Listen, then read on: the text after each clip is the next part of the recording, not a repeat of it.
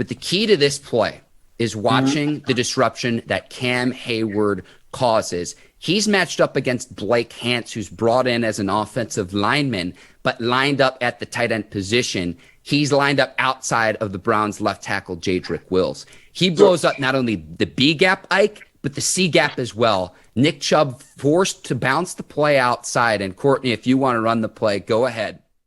I thought it was very interesting, too, on this play, Ike. Joe Hayden playing on the right side. He typically lines up on the left side, able to force the play back in. TJ Watt cleans up in pursuit of the football. This, to me, was just a great defensive play of the Steelers defense rallying to the football and what it's like to play team defense, getting all 11 hats on the ball.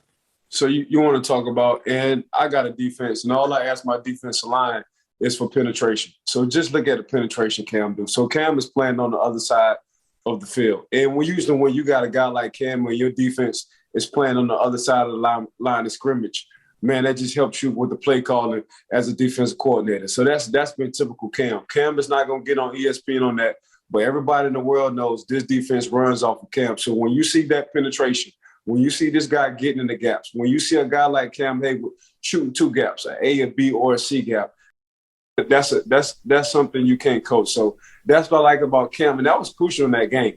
That was real crucial in that game, man. That momentum, I thought, swung because of that. But Cam doesn't get enough credit. But the NFL world knows Cam, and they know how good he is, because you cannot put Cam in a Pro Bowl, but you're definitely going to put Cam as a All-Pro.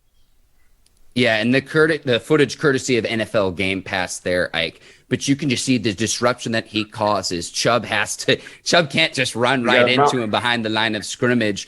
And you see Steelers rallying to the football. Joe Hayden setting the edge. Ike, you tell me this all the time. Lose contain, you lose the game. He's able to force the play back in. TJ Watt and company clean up. So I thought that was a key play right at the start of the second quarter. So it's almost like a de facto timeout for the Browns too, to where they could scheme up a play and use the timeout break to say, okay, what do we want to run to ensure that we're going to convert on 4th and 1? And later in the game, the Browns actually opted to punt the ball in a similar situation. I think a lot of it had to do with, hey, 100%. We tried this earlier on in the game in the second quarter, and we saw what happened. The Steelers defense able to get a stop. Yeah, I agree with you. But that started with Cam. You know, that's what Cam has been doing since he stepped into the league. You know, but when you get penetration like that, and we call that walking the dog.